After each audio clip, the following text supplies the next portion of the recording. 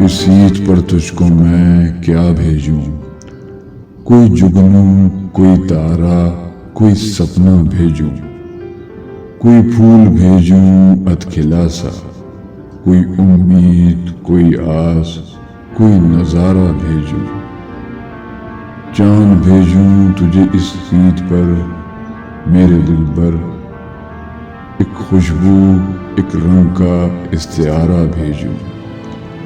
ऐ मेरे मेहरबान, रोशनी की, रंग की मुस्कान भेजूं, या क़ौसे क़ज़ा की उठान भेजूं।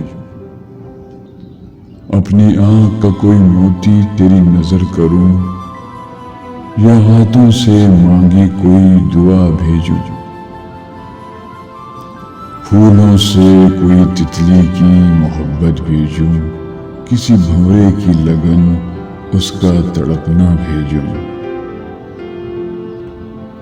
किसी शम्मा का जलता हुआ दामन भेजूं, या बारिश की तड़पती हुई बूंदें भेजूं।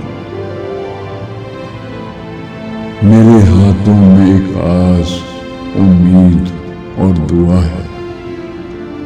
इस ईद पे मैं तुझको बस इतना कह दूं कि जिसको तुमसे मोहब्बत है वो सितारा मिल जाए। ऐ मेरे महबूब, तुझको इस ईद पे कोई तुम्हारा मिल जाए।